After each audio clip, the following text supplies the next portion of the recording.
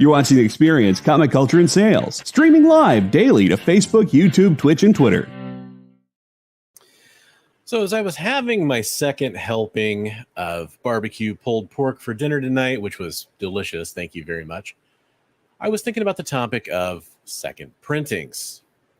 And the thing about second printings is they are very divisive amongst the comic book community.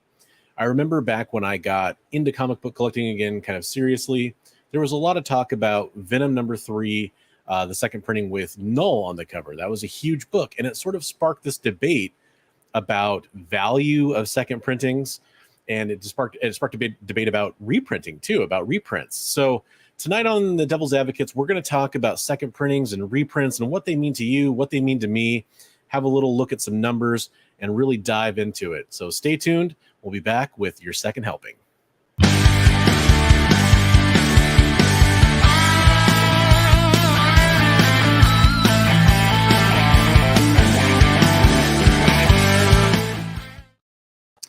Hey, welcome back to the show. I am Christopher, aka the Bronze Age Nerd, and I'm joined by my co-host Kyle. Hey, Kyle, how you doing? What's up? I realize that you don't know what good pulled pork is necessarily, so I'm about to send some photos.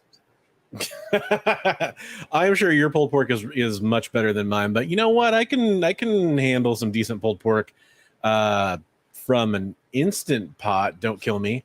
But I don't have a barbecue. I can't have one in my apartment, so that's the best I can do. Let's see here. Give me 2 seconds here. Sure. Let's go with this one. This is award-winning pulled pork from this very weekend as soon as the image uploads.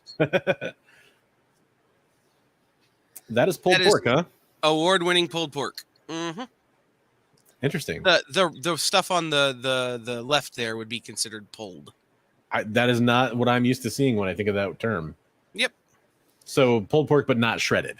No, what you had was shredded pork. Yeah. Got it. Well, I always appreciate the corrections from the heartland of barbecue country.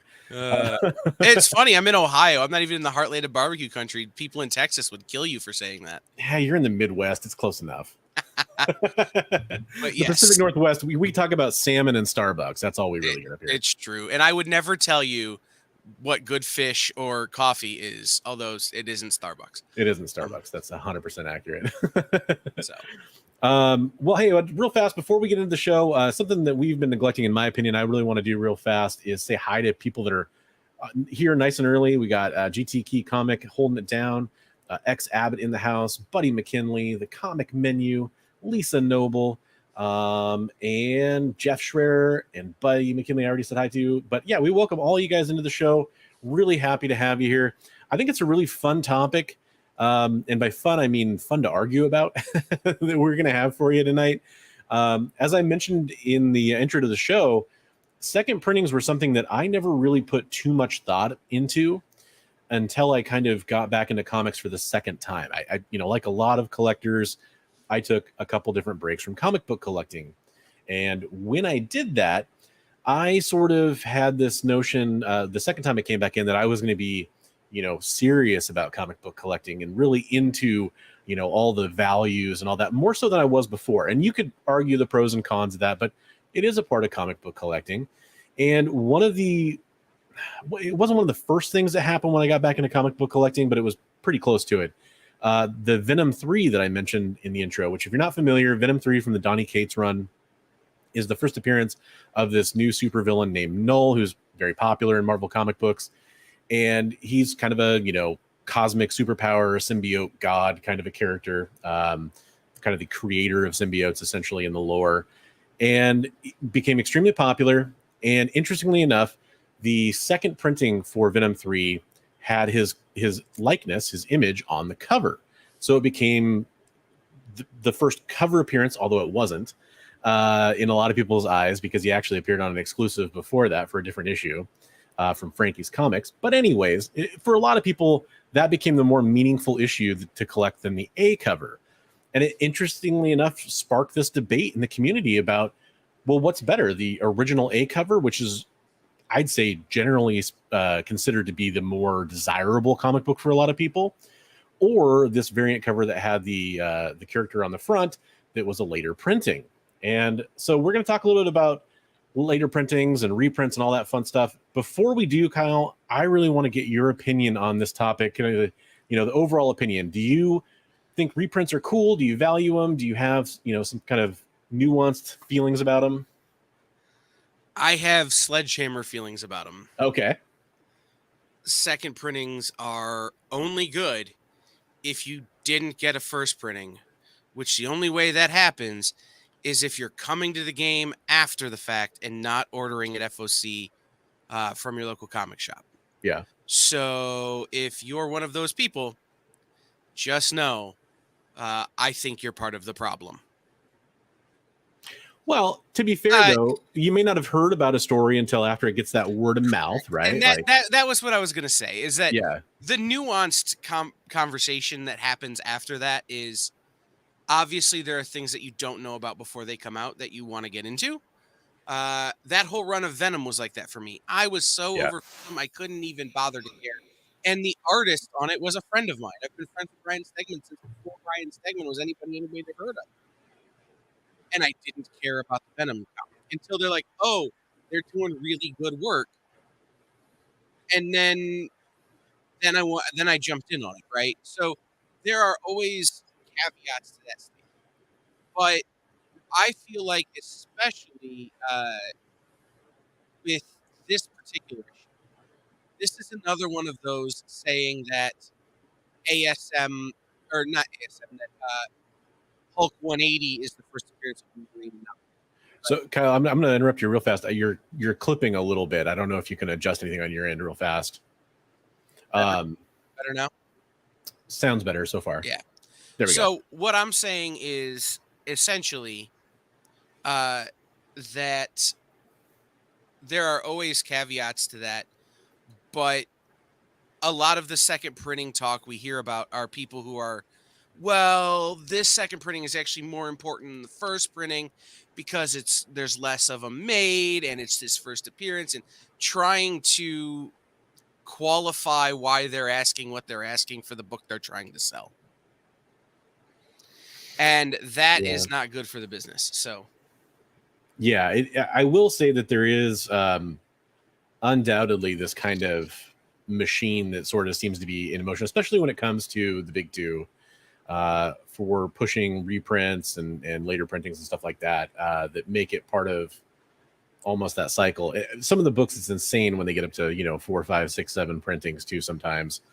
I definitely can understand the frustrations with that and how it becomes kind of a collecting hot button issue for basic. I will also say this. I think the facsimile editions and some of those things that have come out are good. Yeah. I didn't have a problem with when Marvel was doing $1 reprints of stuff. I thought that was a good idea. There are times where second and additional printings are wonderful ideas, but this idea that a second printing is a thing of value because it's a second printing or because of something that's slightly different on it is a mistake that less than honest actors are hoping you fall into in trying to get more out of you than a book is necessarily worth or should be worth. Yeah, absolutely. Absolutely. I do want to address a few of the comments in chat because I think they're good ones. And I popped a couple of them up, and that's just to kind of let you know we're going to get back to it. Comic Mini says, then we wait for what CGC says on its slabs, then more of a controversy. Yeah, it is true. There, I think it's something that pretty sure we talked about with our CGC's episode, but we might need to kind of revisit some of that. Them labeling stuff on their slabs is always kind of that fun, I don't even want to say gray area, but it's that kind of extra layer of complexity because some people really care what CGC has to say on their labels. A lot of people have no concerns whatsoever about what they put on their labels because it's often going to be inaccurate to at least some portion of the collecting community. So it is a good point, though. It is a funny extra thing we have to wonder about. I really want to jump real fast to Mojo Quid's comment because this is a key part of what's going on with that scarcity type of presentation that we're getting.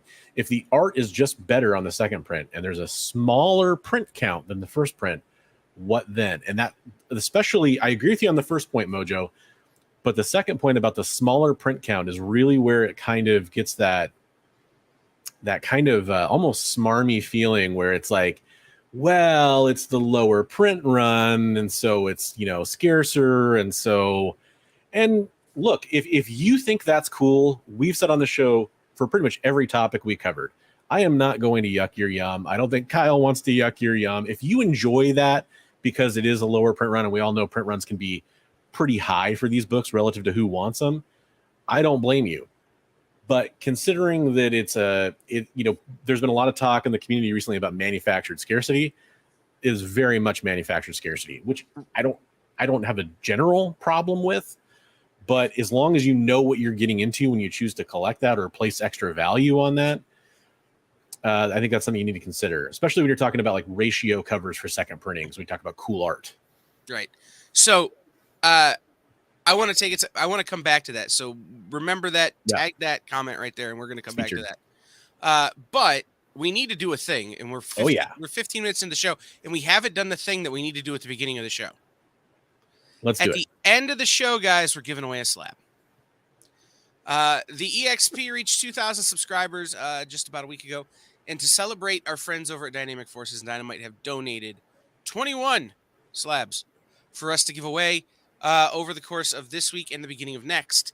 So here's the deal. If you want to win the slab, two things have to happen. One, you have to put hashtag EXP2K in the comments in all caps, just like you see it over there. I'm used to being on the other side. And the second thing you have to do is once we call your name, you have to be here at the end to find out you won. And then once we call your name, you have 24 hours to fill out the form that Jay is going to put in the comments at the end to tell me where to send your book. Those are the rules. Chat, right? That's it. Well, yeah, I'll put the link in the comments at the end, in the chat at the end, and once you throw it in there, we'll get your information and we'll be good to go. So that's how you win the slab. If you win, don't forget that step. Yeah, it's real important. Otherwise, I'm giving your slab to somebody else. Yep. Period. We'll probably actually get to give it away again on this show next week. So, and we prefer whoever wins it tonight gets it. So make sure you follow that last step. So back to the comment we had before from Mojo Quid. If the art is just better on the second print and there's a smaller print count than the first, then what? Something that I do especially when we're talking about valuation, because that's kind of where this conversation starts, is valuation, is if you took the second print factor out of it and added the print run of the second print to the print run of the first print, is the book still worth money, or is it just a book that's got more copies on the market? If it's still worth money, because, for instance, Donny Cates' Venom #1, right? That book, regardless of what print it was worth money. So you add them all together and you say, this is how many books are on the market. Is it still worth money? Then you've got it's a whole different conversation, because it's the content of the book that matters. Right? And then if you're talking about just cover art, then it becomes a matter of, why is this cover art important? And a second print, just because it features a character, doesn't make it more or less important than the book itself. And I'll say this for Venom 3. It's an important book in the history of Venom. Right? It really reframed the existence of the symbiote in a way that changed the character. So totally, it's an important book. So that second print, while I'm giving it a tough go, having a tough go on it, I guess, is not actually not valuable. It's still an important book, which makes it valuable. Right. So there's also someone who said, if the art on the second printing is better, because some people would rather collect the art. If you're collecting the art, then the value doesn't matter. You're buying the art. Right? I can't tell you how many different printings of different, like, Turtles things, or different printings of different Spider-Man things, just because I like the cover art. So there's a lot of people that will, your cover collectors, the cover buyers, Nothing wrong with that. There's absolutely nothing wrong with that. I mean, like, you know, I view that often when I have a $5 comic in my hand, or hopefully a little bit less than $5. And I think of it as just like a piece of art that I get to own and kind of keep in a nice little cardboard box to look at whenever I want. That's awesome. Right. But it doesn't really factor into the value necessarily unless it happens to coincide with a desirable book. Right. And see, I'm a collector similar to what Jeff is saying here. He's a Deadpool completionist, so I buy any covers that have Deadpool on it. If there's a color change on the trade dress, I'll still buy it. But reprints should only happen if it's in sellout. I disagree with that. I am also a completionist on things. Like, I buy every cover of things I'm into. So when there's a new Turtles book out, for instance, I buy every cover. When we just were talking, we had an interview earlier today with Stan Sakai about Usagi Yojimbo #1, the new Usagi Yojimbo on FOC a week from today. If you're interested in Usagi Yojimbo, call your LCS this week and get on the order. Okay. But I also ordered every cover of that because I collect Usagi like that. Reprints should only happen if it's an instant sellout, though, is a problem for me. Reprints should happen if there's demand for reprints. So if a book is an instant sellout, that doesn't mean there's demand for reprints.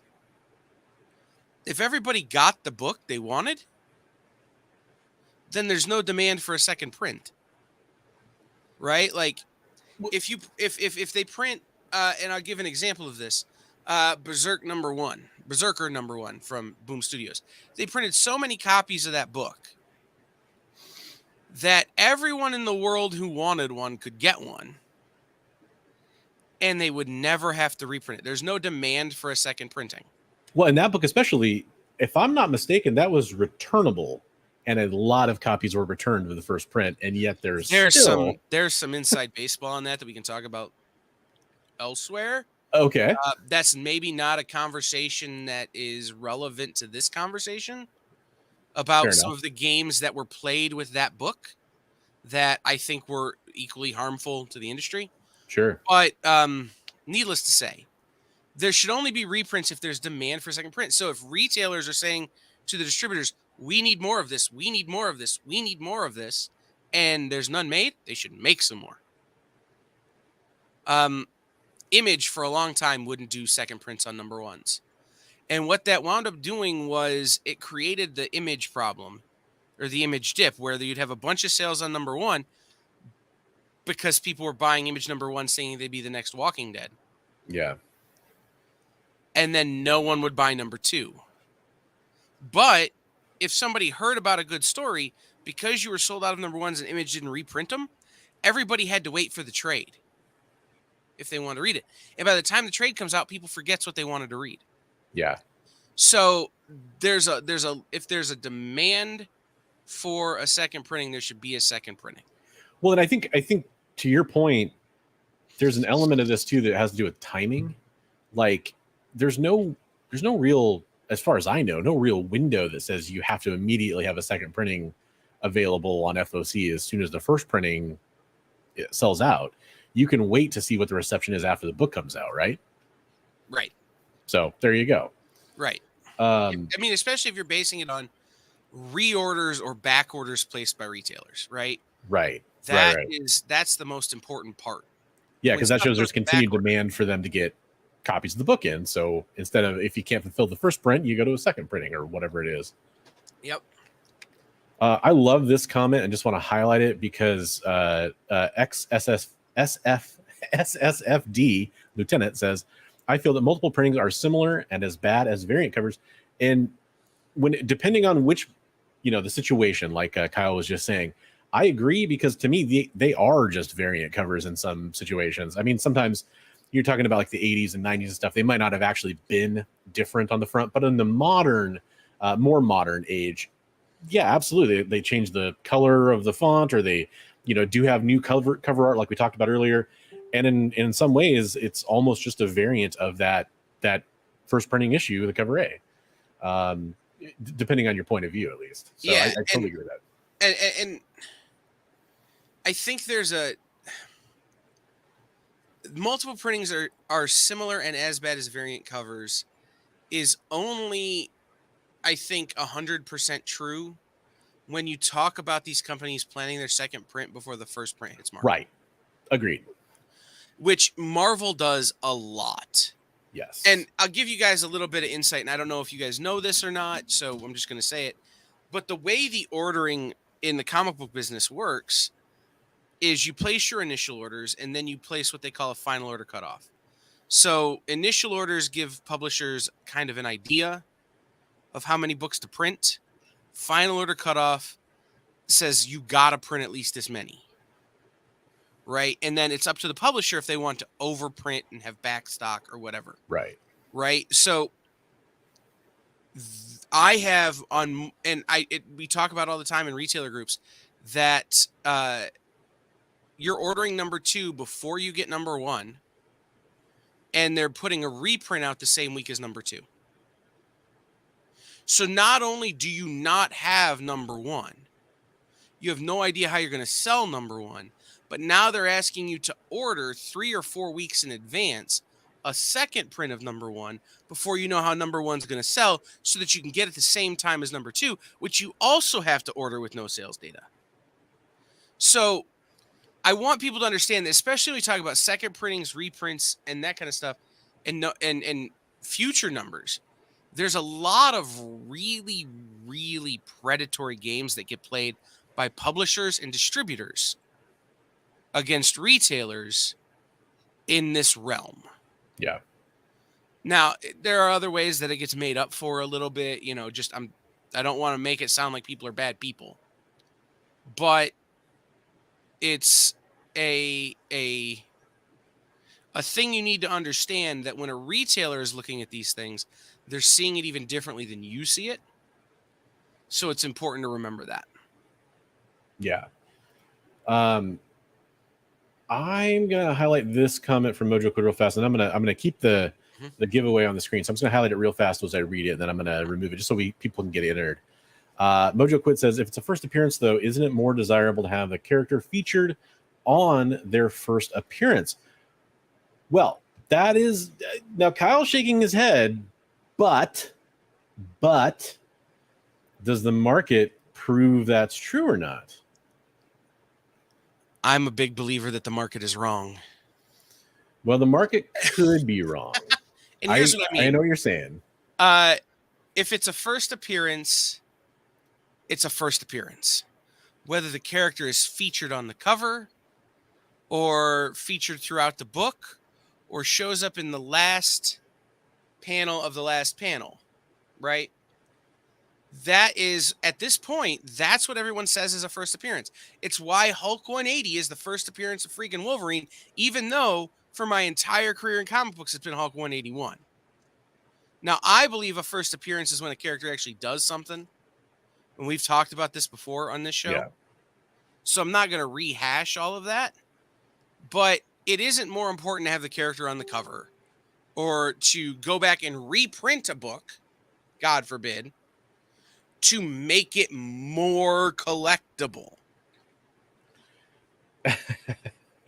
Well, okay, so here's what I'm going to do real fast. We're not going to spend a ton of time on this, but I am going to back up some numbers here that talk about the example that we've mentioned a couple times already, just to kind of show us some hard numbers of what we're talking about real fast.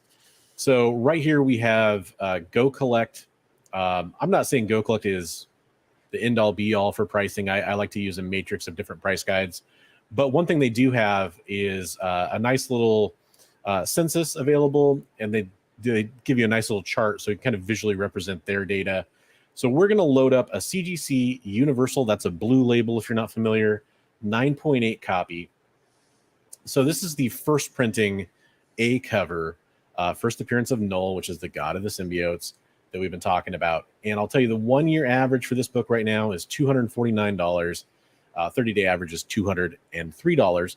And you can see a nice little chart here going back to 2020 when it was kind of at its peak. It was selling for $471 at one point. And now we're at the numbers we're talking about right now with the average, right? So keep that in mind. And what I'm going to do is I'm going to switch over. Give me 1 second here, and I'll switch over and I'll show you the second printing, which is that first cover appearance real fast.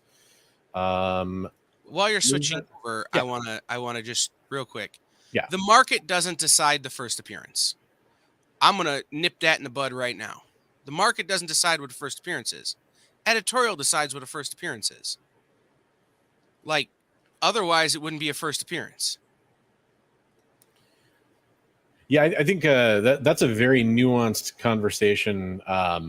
The market doesn't necessarily decide, but the market can influence the decision of what most collectors want to collect. And I will grant that part of Yeah. it, right? The market can have an influence on value and on what's collectible. But editorial decides what a first appearance is. So now this is by the way, I think I said second printing several times. We're talking about the third printing of Venom 3 here, which is that one that features Null on the cover there. So we're going to do the same thing. We're going to go down to a CGC Universal 9.8. And now you'll see the 1 year average is up to 375 and the 30-day average is up to 310, which quick and dirty math is about 33% higher than the Universal 9.8. And you know, thinking about the boom we were in a collecting market, at one point this book was worth, you know, upwards of $940.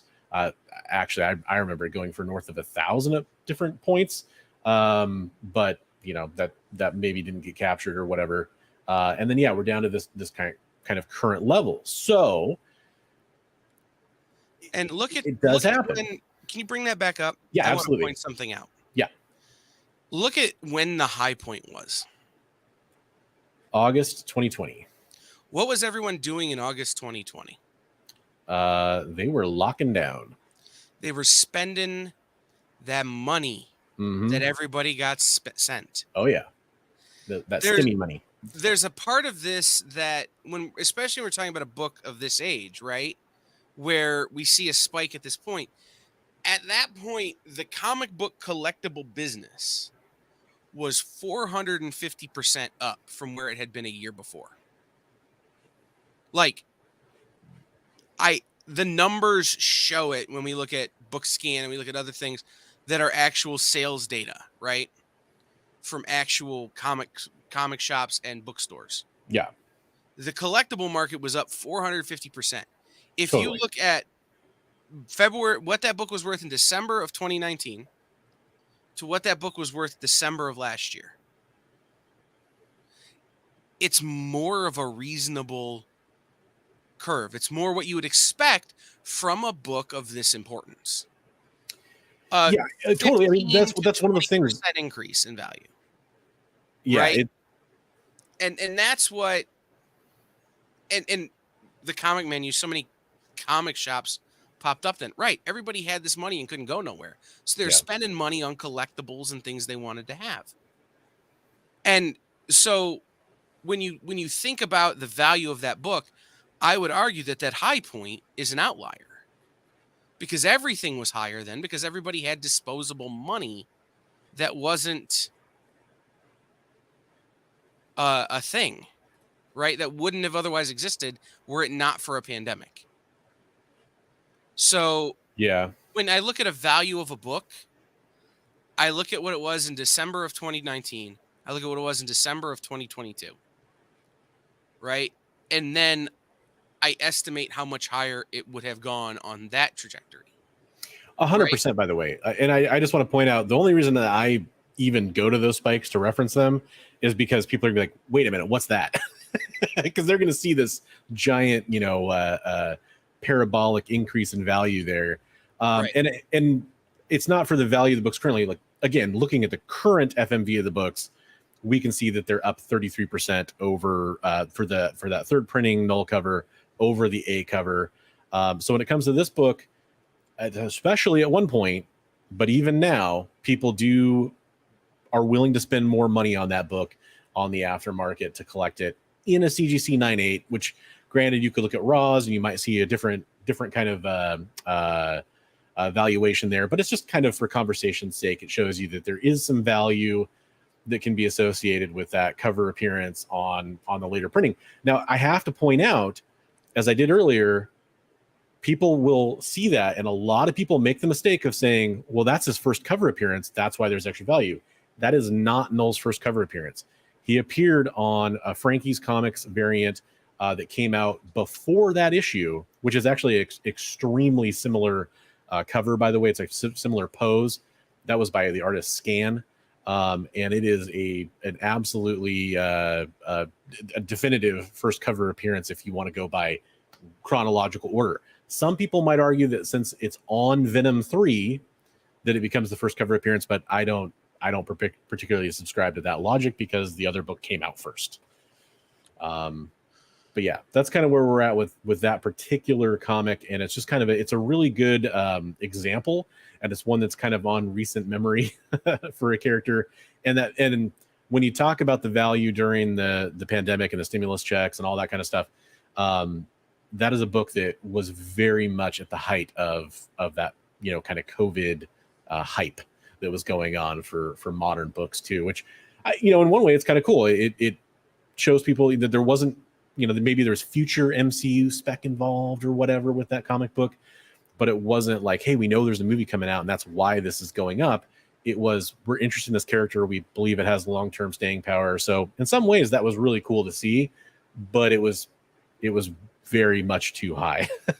So interestingly enough, the first print in December of 2019 was FMV at about $110. Okay. Okay. In December of 2022, FMV was $265. Third print FMV in December of 2019 was about $110, which that answers my question of, would this book still be worth money if it wasn't this cover? The answer is yes, and it's worth just as much as the first print. There's really it's like a 40-cent difference in FMV. Now, when you get to December of last year, December of 2022, the FMV on the first print was $265, and the FMV on the third print was $365. Yeah, so but when you figure out if you stay on that trajectory, right? What we're actually seeing is if you look at the value now of the third print, it's about right for a book that has continued to gain value because of what it is and what's in the book on a normal curve. So I think one of the interesting things about this is that the third print has settled down to where it should be, and the first print is actually still all over the place, because in May of this year, the FMV on the first print was $250, and now it's $190, $210, somewhere in that range. So I think the first print's still all over the place, and the third print is behaving as it should, which is an interesting thing to look at. So if I were investing, if I were looking to spend money and invest in this area, I would buy a third print. Yeah, the interesting thing about that book, and you know, every example is going to have some nuance, especially when you're talking about a book that hasn't been around for, you know, multiple decades. Of course, this is a book that's not that old in the grand scheme of things. It's very young, actually. There has been some elements that have influenced the market on that A cover quite a bit. Null coming back, it ended up on some hot lists. There was a lot of stuff about that when he was kind of popping up again in the Marvel universe. Oh, the character's coming back. There was also, I think we're way past any spoiler embargoes for Venom Let There Be Carnage at this point, I hope. But if you haven't seen it for some reason, just kind of close your ears for 10 seconds and then turn right back in. There was a little bit of a talk at the end of Venom 2 that maybe kind of hinted that we're going to get some Null action in a post-credit scene. So those kind of factors have had an effect on it. And I would say that they probably, this is speculation a little bit on my part, but it's informed speculation.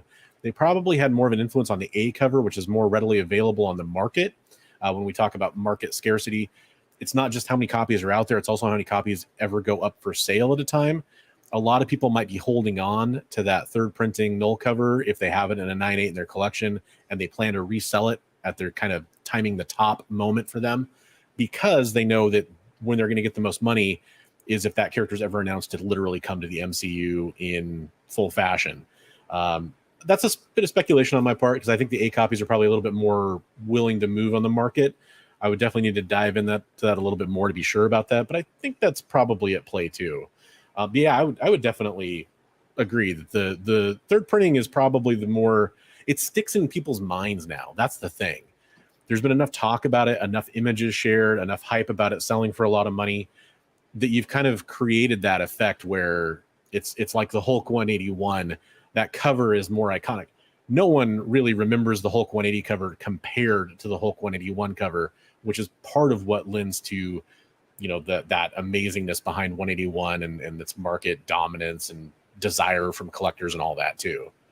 Well, and I think too, at this point, there's factors we're not talking about when it comes to Venom 3, or that we really can't talk about with Venom 3, because this book has become so synonymous with this topic. Yeah. Right? That's true.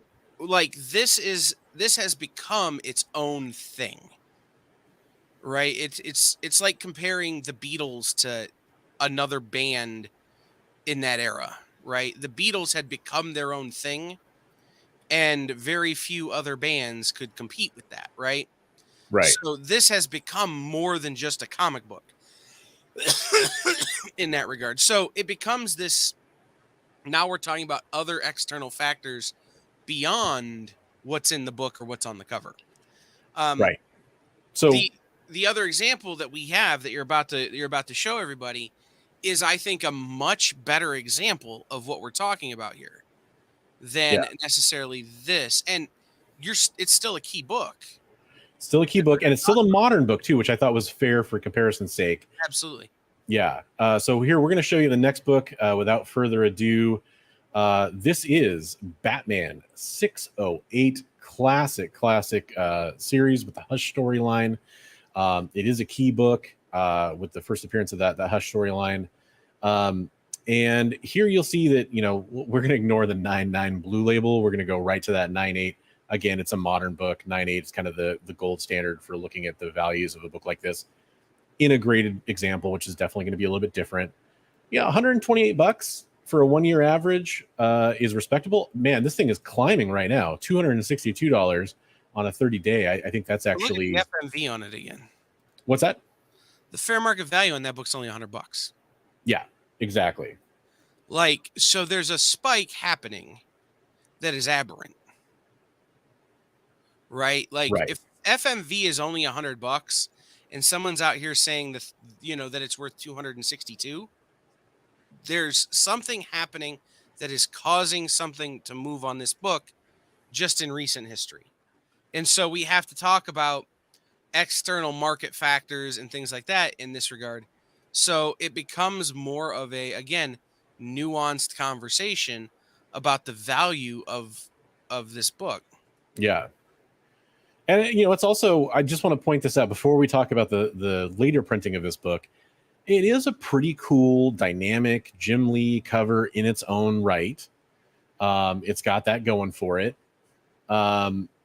Real fast, do you want to do anything before we talk about the second printing? Okay. 5 minutes. Okay. Sounds good. So real quick here, we'll talk about the second printing of that one. I just have to add this to the screen. I wish there was a way to bring up multiple tabs at once. Bear with me. We're working on it. Yeah. Here we go. All right. So this is, modern classic cover, in my opinion. I think in a lot of people's opinions, I see this cover on a lot of merchandise, on a lot of, comic boxes and supplies and DC promotional art. And it's a cover that's homaged, and it's just an amazing cover, right? And we're talking about, it's the same book, same internal guts, same, significance to the Hush story. But let's look at this book in a 9.8. Interesting. There's no 9.9s on the census on this one. 1 year average, $612. 30-day average, $582. Much more stable, much more valuable, much more desirable for collectors to shell out that extra money for, at least. Man. So, how do you feel? Like you said, this book, you think it's a better example. Yes. How do you feel about this one? So the thing about this book that I think makes it a better example is this. This is a book that the second printing from day one was worth more than the first printing. Yeah. Like the day this dropped, it was worth more. And it has continued, and you've just seen this continual, upside on a bell curve, right, of this book. And it's just going to continue to go up because there's a significantly less, the print run is significantly lower. Yeah. And it is one of these such iconically licensed images, right? When you talk about it's on everything, well, that keeps this image in people's mind. I know more people who, if you say, hey, it's the first appearance of Hush, think of this cover before they think of the actual first print cover. And Guilty. there's actually another cover that I think is the best cover for the book. And so it turns into this idea of what you're talking about is this recognizability factor that really, really has influenced this book. Are you talking about the retailer incentive cover for that one? Yes. Okay, so I can scroll down and show you guys that one too, which I think that's the cover that's often used. It's the Batman one with Harley and Huntress on it here and Catwoman. Mm-hmm. That is one that I see like on the trades and like the digital copies that I own for Hush and that kind of stuff. Also a very good image. I don't know if I would call it better than the second printing in my personal opinion, but I think it's better than the A cover, the original cover for sure, the first printing. I just think it's the most interesting looking cover of the three. 100%. And when you look at the value on that, I mean, we're talking just stupid amounts of money. The FMV on that right now is $6,750. $6,750. Yeah. So, and again, that's a book that has never, like, release date was a $2,300 book. Right. So, I mean, again, this is a much more traditional what we would expect to see from a key book going in value, right? So my thing about Venom 3 is that it's crested and it's falling. Yeah. Hush 608 isn't, and it never does. Right? The only time even the retailer incentive fell in value at all was June of last year when it dropped from 6,500 down to 5,100 and then jumped right back up. This is a book that behaves like you expect a comic book value to behave. So I agree, Gregory. That's a good point. Also, just throwing this out there, Jim Lee's the man. Love his art. So big. Well, I have a problem with Jim Lee pose. Sure, I can understand that too. Because what are you doing, Jim Lee? You're ripping off Captain Morgan. When they had that, the Captain Morgan commercial where everybody was standing like the captain, I'd tell my friends, hey, it's everybody standing like Jim Lee would draw him. Do you have a little Batman in you? Yeah. Do you have a little Batman in you? Do you want one? I agree. I think those two covers are some of the best examples of his work ever done. Yeah. So, and I mean, I think that one thing to mention here is we focused a lot on later printings as far as second and third and additional printings of the first print go. One thing we've talked about it a little bit, but we haven't really discussed it too much is the reprints, and I'd throw facsimiles in with that as well. Slightly different animal, but it is in my mind, it's a type of reprint. Some people would probably disagree. So that's something we're going to talk about as well. Before we do that, should we take a break? Yeah, let's take a quick break, and when we come back, we'll finish. We'll keep talking about this, wrap up, and we'll give away our slab. So before we go to the break, I have one question for the chat. I want you to stick around and answer this question for me. Next week on the show, I'd like to talk about one of two different topics. The A option here is, are comic book movies good for comics? And the B option is, what does the comic book community mean to you? So if you want the A topic, are comic book movies good for comics? Type A in chat. If you want the B topic, what does the comic book community mean to you? Type B in chat. And the winner will be selected for next week's topic. All right, we'll be back right after the break. You just finished the last episode of your favorite news show, and you just have to talk about it. but all your friends are ghosting you because of that incident last week at the buffet. Oh, you know the one. What you did to that chowder. Ugh. Keeps me up at night. So what do? Join writer Dan Wickline as he breaks down all your favorite pop culture media. Whether it's a review of the latest nerdy TV show or a dive back into the history of your favorite comic characters, Dan's ready to discuss all the hottest topics live. Join the conversation as Dan live streams Tuesday through Thursday at 5 Eastern, 2 Pacific on Twitch, Twitter, YouTube, and Facebook. The Dan Wickline Show, on The Experience, comic culture and sales.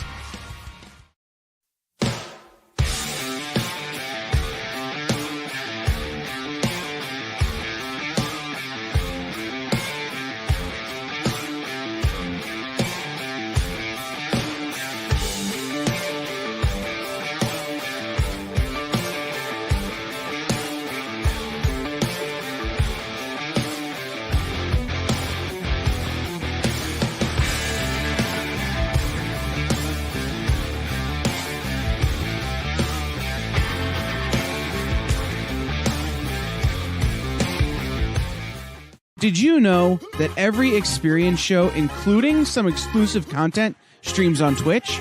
Check it out, twitch.tv/the_EXP. Or just scan that QR code.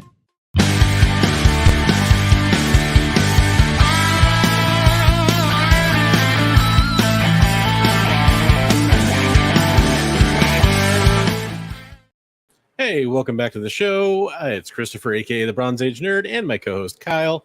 Chat, I am super disappointed with you on something, and let me tell you why. On a show called Devil's Advocates, about taking the point and the counterpoint to any discussion, everybody voted A, not one person voted B. No, that's awesome. I'm glad we have a lot of people that are interested in that topic. So next week on the Devil's Advocates, we will be discussing comic book movies and their relation to comic books and comic book collecting on the show. So that's exciting. I'm glad everybody was into that topic.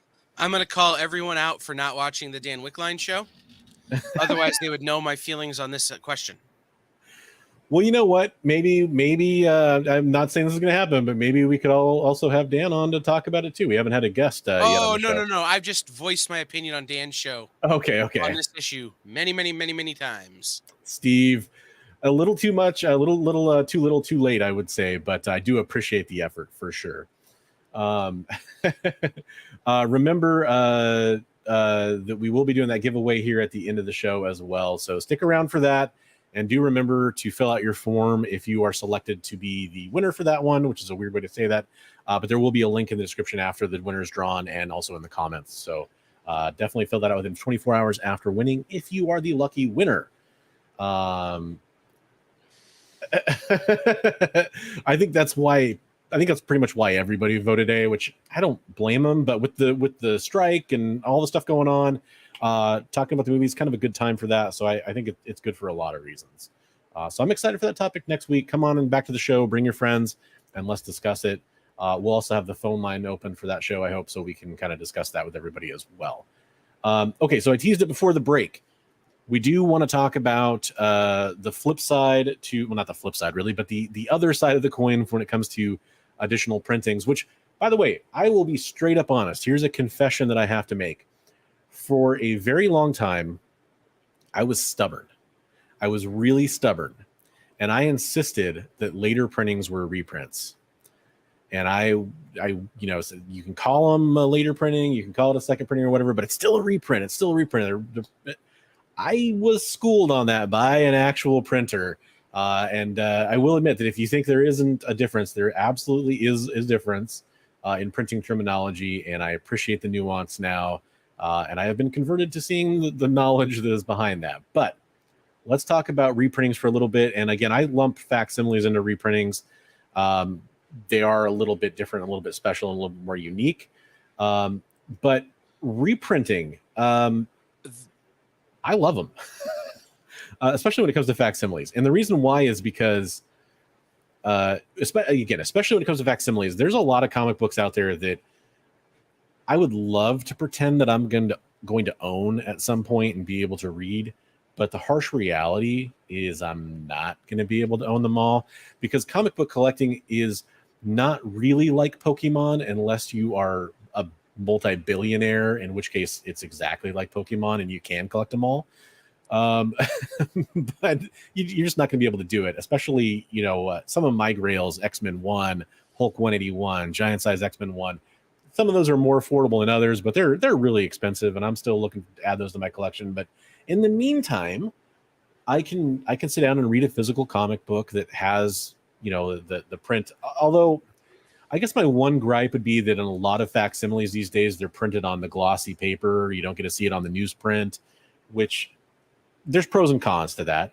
But I think when you're talking about it from the reader side of things, and not just that valuation comic book collector side, that's part of the hobby, this is where I think it starts to swing a little bit more in favor of being kind of a net good for the comic book community, because you do get a chance to sit there and physically enjoy the comic book. With the facsimiles, I love seeing the old ads, the old, all that stuff. It's fantastic. But I'm sure I'm missing some dark element to reprints that Kyle's going to inform us of. No, I was going to say, I think there's an element that needs to be discussed in this, which is time. Yeah. That makes sense. If a book came out 10 years ago and you want to reprint it so that people can buy it because there's going to be a movie, or there's going to be a TV show, or this character is going to be important, or you've just done something with that character, and now people are like, wait, what is this guy? And you need to give some information, some base information. I'm great. I love it. Oh, you're clipping again a little bit. I think I'm too far away from my microphone. Okay. I'm great. I'm great with the idea of once time has happened. Still cutting out a little bit, buddy. See if that does anything here. Interesting. Yeah, when it comes to that's a really valid point. The other thing too, it's this kind of almost semantics thing too. When you start talking about like trade paperbacks, in some ways that's kind of a reprint. It's not a one-to-one reprint, but it gives people that chance to read. But when you're right. When you're talking about the timing of the release, if it's something that is released for a movie's sake, or to kind of drum up interest, and you're talking about a newer story, I can see that a little bit, but I also can kind of see it from the other side, which is, isn't it good to give people a chance to actually care about the comic books that these movies are going to be based on, and pushing them out there for people to enjoy, and have that perspective, either, maybe before or after they go to the movies and go watch that movie. Right. I think, like I said, time is important. And the best example I can give is when they reprinted the Infinity Gauntlet saga around Infinity War and Endgame. Yeah. There was so much interest in the source material and Thanos source material and this kind of stuff, even though the stories they told in those stupid movies were nowhere near what was in the source material. No. There was so much interest that we were able to convert a lot of people who came in looking for the origin of Thanos and Thanos stuff after those movies, that we were able to convert those people into comic fans through that reprint. I feel bad for all those people that went and read that, getting ready, and they're like, where the frack is Adam Warlock? Right. That was just ridiculous. Yeah, you're right. It was a vastly different story, but right. But that's one of those things that it's such a classic story that doing that enabled people to understand this is actually how comics go. This is actually how source material works.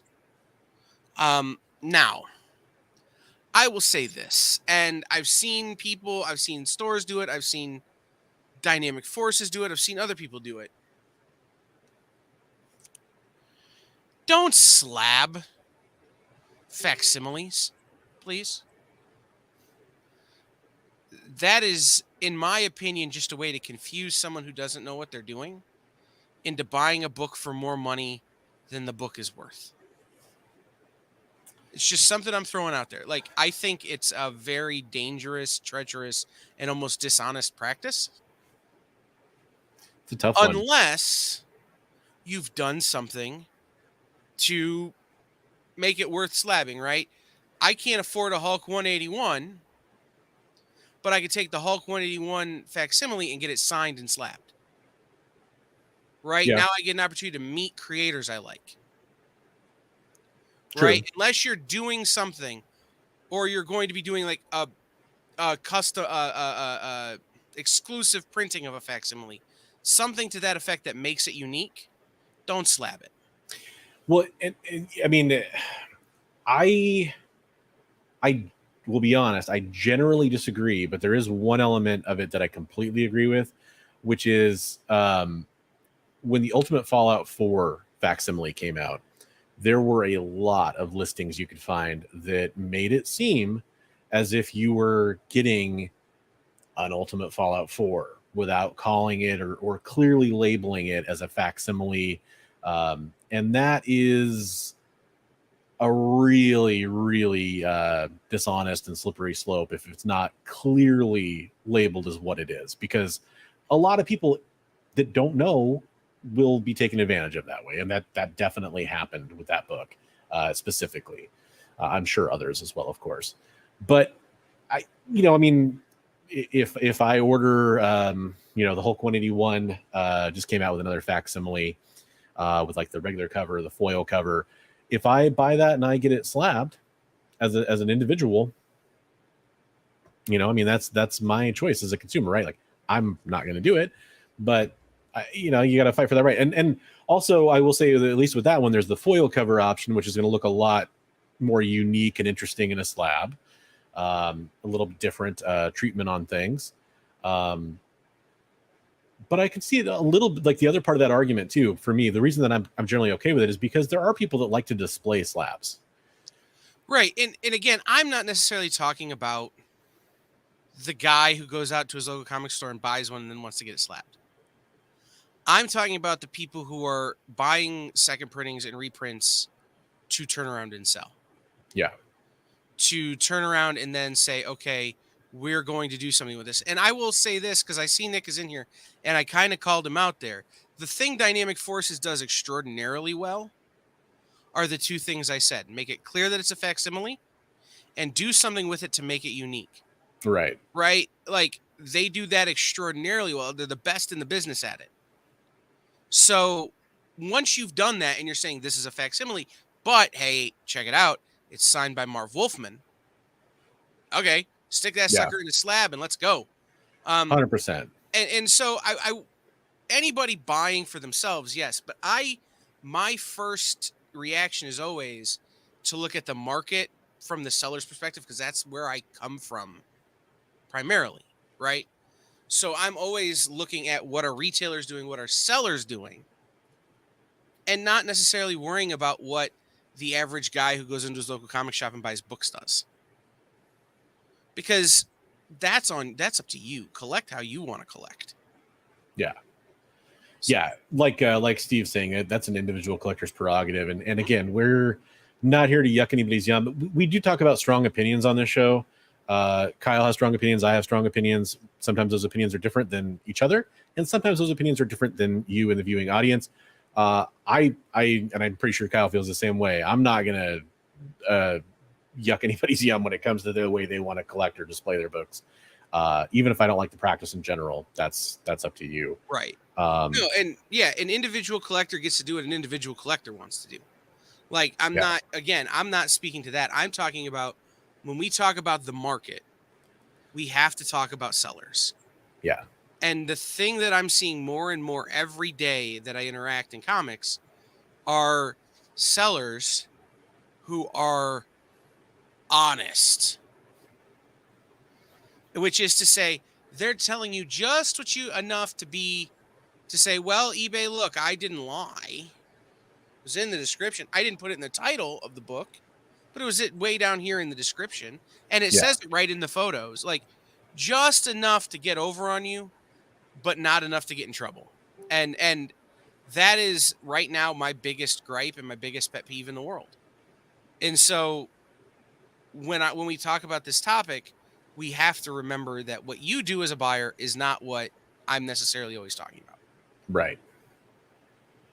There are two other comments that I really want to get to in chat here. One of them is from Hecht Ortiz.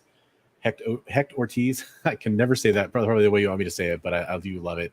I think the facsimile reprints are kind of losing their appeal when a book that is easily found, like X-Men 1, which I know we're talking about the 90s, Volume 2 X-Men here, and random books like this week's Werewolf by Night 33 is being reprinted. And that's a good point. When you have X-Men 1, the Jim Lee Claremont book, which was the highest printed book of all time. At one point, I had a long box of them. Yeah. Like I think I have multiples of each individual cover and a few of the gatefold. My dream, I was actually talking about displaying slabs. I was at one point, I'm going to slab all these and kind of put them up on a wall in their presentation format. It looked pretty cool. And I decided not to do that. But the point being, when you're talking about making a facsimile of any reprint of that book, what is the point? I mean, anybody can go to pretty much any comic book shop in America and find that.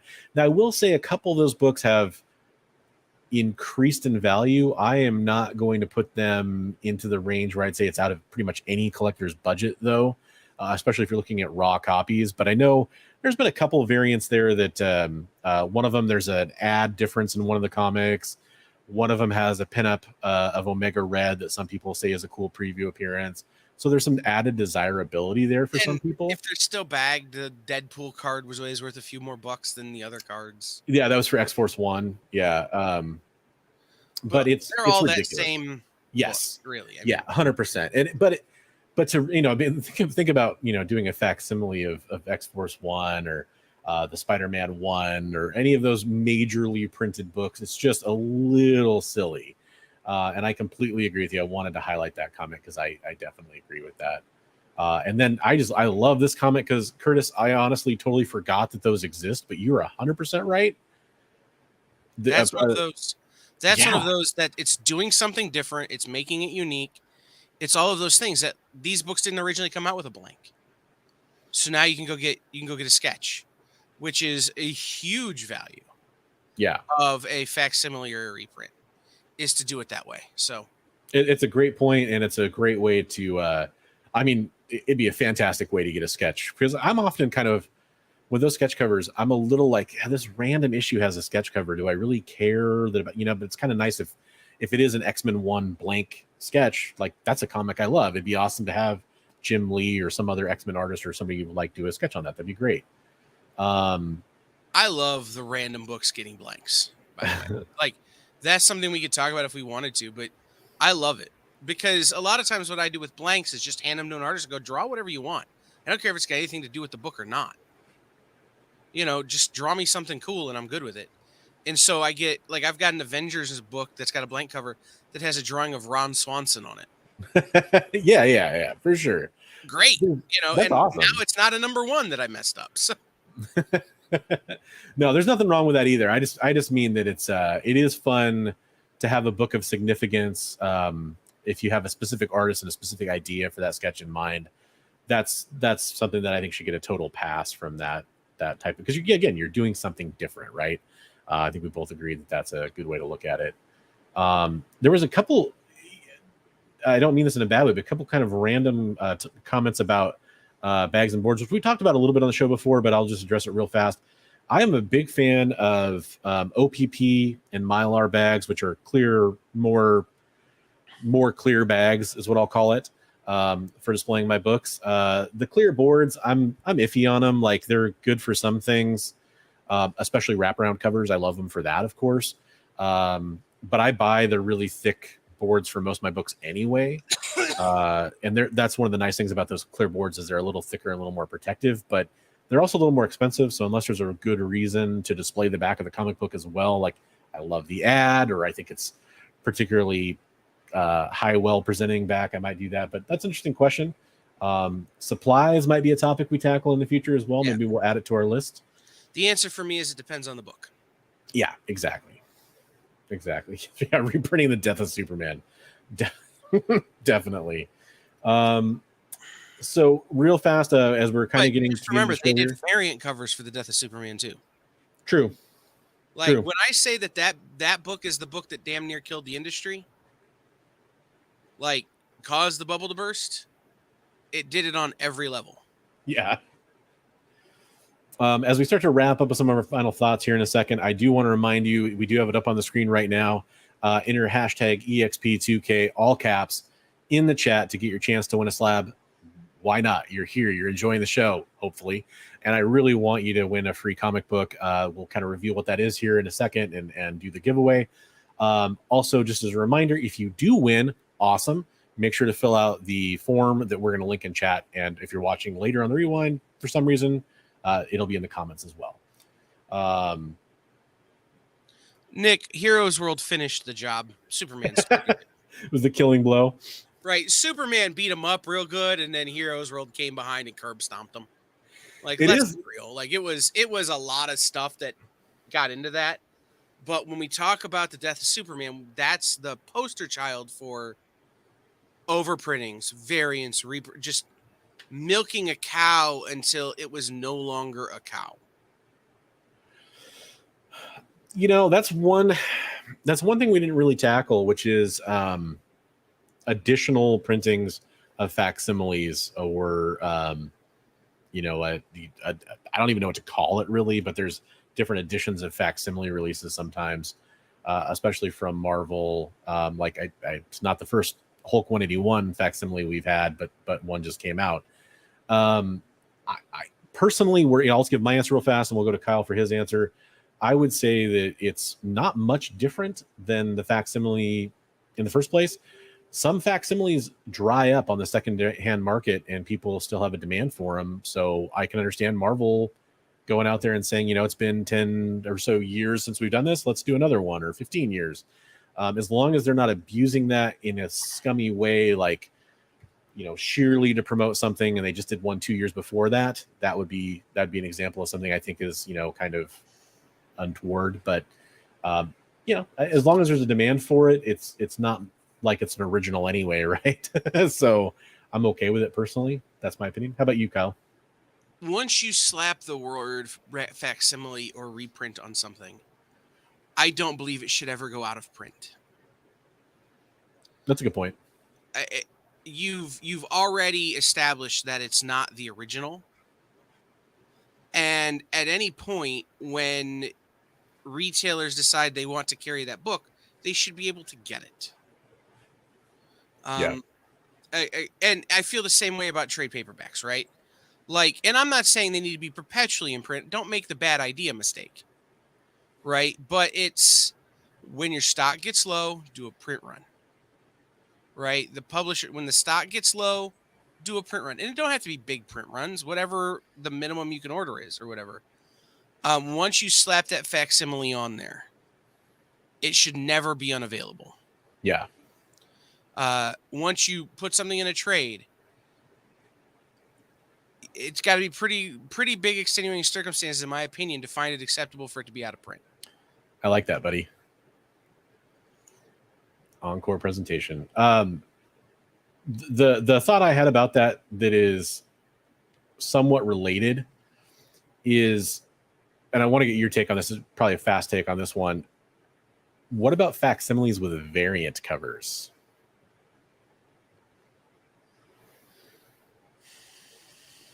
Because I'll tell you my gut reaction, I hate them.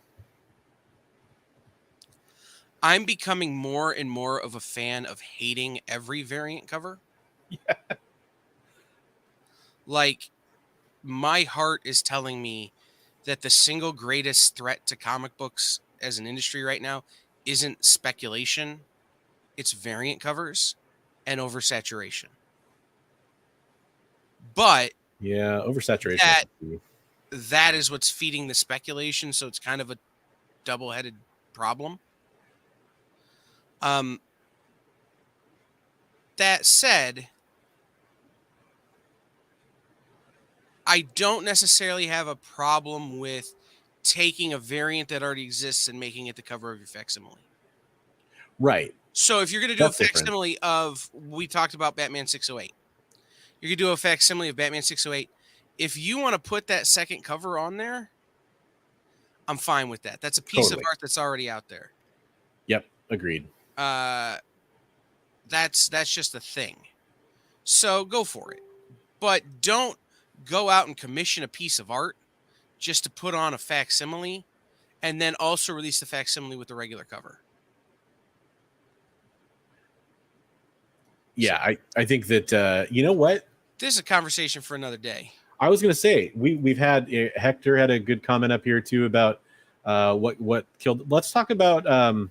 I think we'd probably frame it in the 90s versus today and some of the problems we're seeing in the comic book market. We will add that to our rotating list of topics that we have ready to go. Talking about the 90s bubble, talking about what's happening today in comic books, maybe, and kind of comparing and contrasting those two events. I have one I want to ask you about. Okay. How do you feel about reprints of a book, especially older books, that are done to specifically celebrate an artist or creator? To sell a what? Celebrate an artist or creator. So, okay. The big example recently was the Justice League Avengers crossover for George Heroes Perez. Initiative. But even more than that, Marvel has done Marvel's Greatest Creators editions, where it's a creator can order a print run of a big book that they created, a key book that they created, and it'll say Marvel's Greatest Creators so-and-so across the top. Yeah. How do you feel about something like that? Is that different enough to not exactly qualify as a second printing or a reprint? Or does it still fall into this category?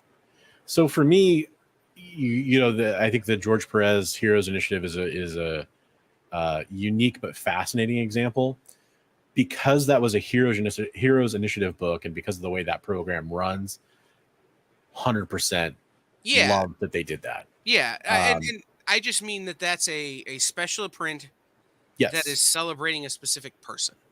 Exactly. But yeah, and when it comes to some of the creators that we've lost recently, your Neil Adams, your George Perez, and it's going to happen. It'll happen in the future. I do think that, and it doesn't have to be because somebody passed away. It doesn't have to be that grim. It could be somebody who's been retired for a while, or they have some other kind of interesting event that kind of necessitates that, or celebrating their careers. If it does happen for no reason, though, other than just because, I'm less okay with it. I think that it's like, okay, why are we doing this? Now, if they're opening a museum or an exhibit in their name, if they're doing a biography, if there's some sort of event to correspond with that's an anniversary of their retirement or their career, or something that they did that's seminal in the industry, like 50 years since this Spider-Man book, or whatever you want to call it, I am much, much more okay with it in those cases. The one that comes to my mind automatically is a creator passing away. And if there is a way to honor that creator's work, and to, for lack of a better word, send off their legacy by celebrating some of their key moments in comic books, I'm okay with that. I know that it can come across as a little opportunistic, perhaps, hey, let's get some money by doing this facsimile, but I mean, these are corporations we're talking about. They're in it to make money from the offset. I don't think there's anything necessarily wrong with that, depending on how they do it. In those cases, I'm comfortable with it. Yeah, I did one of the things that made me really start thinking about this when I had my store was I did a Marvel's Greatest Creator printing for Arvell Jones with the first appearance of Misty Knight. Yeah. And there's a lot that goes into that story that he and I should have known early on to just abandon the project, but we didn't. Well, I'll tell you, when Marvel wants to put Gil Kane art on a cover that says Marvel's Greatest Creators Arvell Jones, you know that maybe Marvel doesn't actually care about celebrating Arvell Jones. Yeah. And when I had to actually call Joe Quesada and make him make them, like convince him to make them make a change so that it was a book that we could actually sell or use. We should have walked away. But Right. that was the first time I remember thinking, am I doing a thing that is going to actively hurt the comic market? Because now I'm creating 3,000 more copies of the first appearance of Misty Knight. And the lucky thing is that they let us put a piece of Arvell Jones art on the cover. So now it's different than the original book. And, you know, the trade dress, we make it so distinct that it didn't just look like the original. So that was the first time I started making decisions that were like, okay, if I just get this book and have it look like the original, people are going to think it's the original. We've got to make this book different enough. And it was when I first started having this conversation about, are second prints and reprints a bad idea? Yeah. So, no, I think in that situation, I mean, the way that it sounds like it turned out versus the way it could have gone ended up in a much, much, much more positive place. Real fast, I just got to say, completely agree, TM Nerdy. Your instincts are spot on, and I appreciate your contribution to the chat. But yeah, no, it's absolutely one of those things where it really depends on the specific situation. Like I can lay down like blanket statements like feels good, feels wrong, et cetera. But when a unique example crosses the plate, there might be an exception to be made both ways, really. I mean, it really, I think it comes down to, it depends on the book quite a bit. You know, we kind of have been talking about the reprint and the facsimile side of things for a while now in the show. In the beginning of the show, if you missed it, you can always go back and watch. We did talk about second and later printings and their value and how that affects desirability in the market and the aftermarket, and from collectors' perspectives of whether or not they value those books. And in those situations, I think it's extremely case by case. Like it is literally down to the cover, the issue, the significance of the character, the significance of that comic book, whatever it might be, that really influences that. Didn't they do something like that for Amazing Fantasy 1000, different artist homages? Yeah, exactly. I mean, and then there's an interesting one. They did some of that, but like I'm looking at those covers, and I wouldn't really say there's a lot of homages. There are a couple, but there are a lot of what I would say are bringing some of the greatest cover artists who have worked on Marvel worked on Spider-Man in the last 25, 30 years involved in that project. So that I would say maybe more of that style homages than actual art homages. Well, I didn't pick that issue up. Was there original content inside AF 1000? Or it wasn't just a collection of reprints or something? No, it was original content. Okay, so I mean that's a different situation too, because you're talking about a different. Right, it was an anthology. Yeah, there we go. I was trying to remember. I read it, and let's put it this way: it didn't really make it an impression. Well, in my head for a second, I went to Marvel 1000, and I was like, no, that's a totally different book. Although 1000. And then Jeff says maybe publishers should consider doing a cover collection to celebrate creators that are no longer with us. I'd love to see a book. And you know what? Yeah, that's a great point and a great example. And things like that do happen. Yeah, IDW does a great job of that with their creator series stuff, their art books, things like that. I would recommend taking a look at those giant oversized hardcovers. They're cost a ton of money, but they're certainly worth it. And then Trade Paper Dad says, how would you categorize homage covers? Yeah. Like ASM 300 being done a ton of times, reprint, variant, or honoring an artist. Now, this is a really great question. One that I think is actually deserving of its own topic in a future show. One I've covered on my own channel a bit. But I just want to point out one thing. ASM 300 is not the original cover. And I totally am blanking on the issue. It's a Hulk. I want to say 344, maybe it's 354. It's somewhere in there. I can't remember the issue number, which is also a McFarlane cover that he himself homaged in ASM 300. It's slightly different, but it does have the moon in the background and all that jazz. So I just want to point that out. But I think that's a great topic for another show, Trade Paper Dad, and I'd love to dive in that. I'm glad you brought that up. And my thing is ASM 300 is one of those examples of an artist art swiping themselves. Yeah. So, but the subsequent homages to that, when they come on their own book, then they're great. You could be inspired by whoever you want to be inspired by. We could also talk about that Turtles cover that always gets homaged. It's true.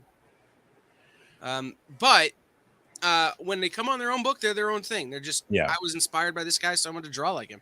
Right. You know, Ken Hazer does a spectacular job of that. If you ever look at his homages, he does just a great job of mimicking. Yeah. And there are so many great artists who do that, of saying, I'm going to take this art and just mimic it. And fantastic jobs. So here's my one sneak preview on that. It's the last thing I'll say about that topic. Kyle talks about variant covers and possibly being the thing that is going to choke the industry, so to speak. For me, man, homage covers are way up there as far as that goes. There are so many homage covers, cover swipes these days. An homage cover, when it's done well, is incredible. Yep. When an homage cover is kind of, let's be honest, lazy, and it's just a way to not have to think about your own cover to do, and you know it'll sell books, and it's not executed very well or originally, or it doesn't fit the theme of the book, or it's not, you know, it doesn't have, maybe it could just be idiosyncrasies too. It could just be something that is completely out of left field because it doesn't match the tone of the book. That's fine too. But when it's just a slap it on there and you're done way to get a cover idea, oh man, I can't stand that. That's just my quick take on that. But yeah. So I don't see any more questions coming through on the chat. I think we've kind of wrapped up our feelings on this topic probably. But I am, want to point out that if you guys have future topic suggestions for us, we do have a web form on the website, on the Experience website, where you can suggest future topics. If you leave comments down below, I come through and cruise through the comments after a while too. So if you're watching on the rewind and you really want to flesh something out, or we didn't get to your chat in the live chat, leave that comment down below and we can address that in a topic later on as well. Jay, throw that link in I sent you earlier for the bit.ly link I sent you earlier, the new one. Because that is, if you go to the link that Jay's about to post, there are a bunch of different links you can click on. If you click on the one that says Devil's Advocates, that's our suggestion box. There you go. If you don't have it, Jay, just throw it in the private chat that you don't have it, and I will get it and send it to you. So cool. And then I think this is probably your last opportunity to enter our giveaway if you have not already. Again, hashtag EXP2K, all caps, in the chat. Make sure you get that in there so you get a chance to win a 9.8 slabbed copy. That is part of the celebration for the EXP YouTube channel hitting 2,000 subscribers, which is a fantastic milestone. I can't wait till we hit 3,000, 4,000, 5,000, and 10,000 on the EXP. And it's going to be a really awesome experience watching that. A lot of cool stuff coming. Keep your eyes tuned on shows on the EXP this week to win those slabs. And then, there's that link in chat right now if you want to check that out as well. All right. All right. Let's roll the giveaway, shall we? Roll that beautiful bean footage. I was just thinking that. All right. Good luck, everybody.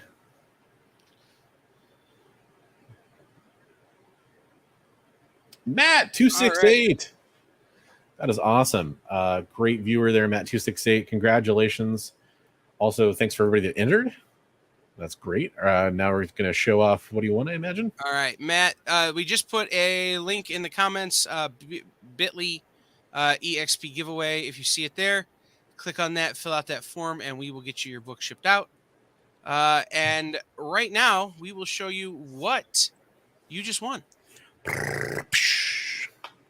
This is the Catwoman 80th anniversary 100-page super spectacular #1 in a 9.8. Awesome prize. Cool cover. Always great to get a 9.8 slab of a book, especially with a nice cover on it like that. And that's fantastic. I'm congratulations, Matt. I'm glad you won. Yeah, I'm really glad. That people are digging this stuff. So yeah, thanks a lot. Yeah, absolutely. And then, if you enjoy the EXP or the content here on the channel or other shows, make sure you share the love. I'll let them know to come check us out. We'd love to have even more of you guys in the chat participating. By the way, chat, you guys were on fire tonight. Thank you so much for bringing all the great comments, all the great questions. We have topics for future shows that we've gained from your chat tonight. So can't thank you enough for being here and being part of the show. That was fantastic. Yeah, absolutely. And buddy, you can never go wrong with free. You can, but not this time. Only when they're communicable diseases. Hey-o.